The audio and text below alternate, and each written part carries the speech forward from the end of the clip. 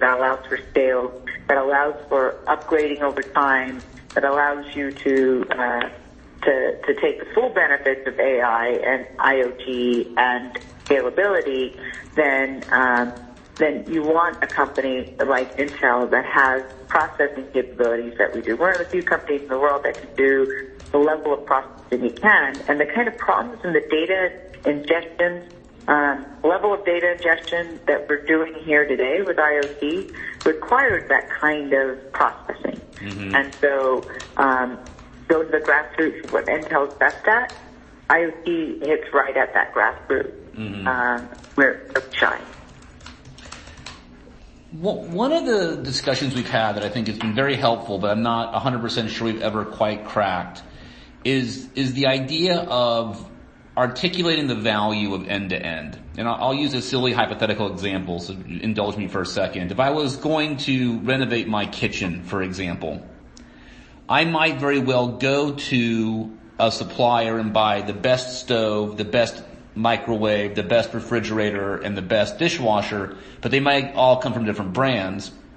Or somebody that was truly end-to-end in the kitchen space might say, no, come with us because we're end-to-end and can do it all. I don't know necessarily that I can make a great argument for why I'd want to go end-to-end versus going best in class with everything. And this might be that might have been a horrible hypothetical example. But I'm curious in your mind, when you go to an automotive OEM, or you go to someone who's interested in smart factory and you say, look, we're end-to-end and that's our value, what is the ultimate payoff of end-to-end? Is it interoperability? Is it time to market? Is it ability to scale? Why does that matter? It is all of that. It is interoperability. It is ability to scale. You hit the nail on the head. It's all of those, right?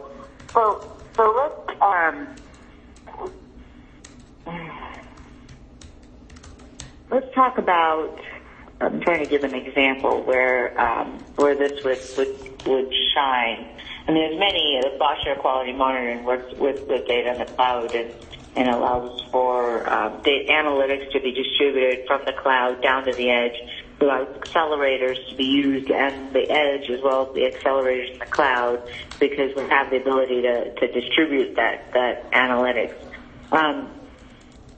The end-to-end value proposition, and you're right, you're hitting on something. It's a very difficult one, and so there's two ways to look at this.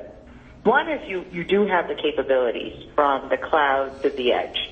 The other is that the capabilities that we have in the cloud and that Intel shines at, and is one of the few companies that does have those capabilities, are very much the same assets that you're wanting at the edge.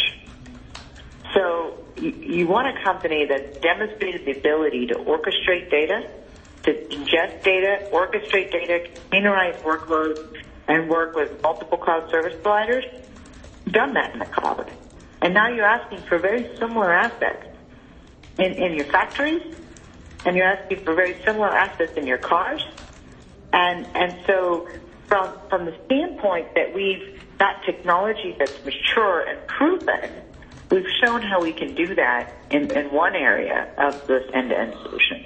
And we can translate that into a benefit at the other pieces of the solution.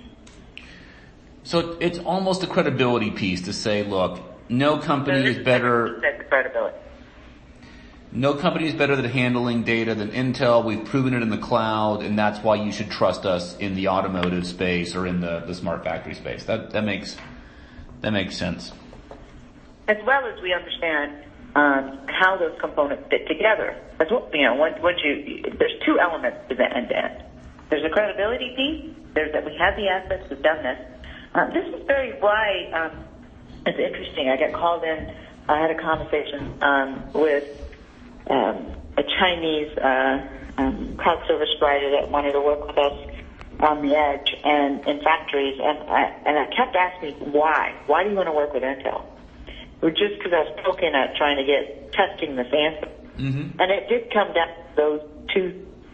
We don't understand the edge. It's just a black hole to us. How do you ingest data? How do you orchestrate that data? What do you do with that data? What do you do with sensors? That's very difficult.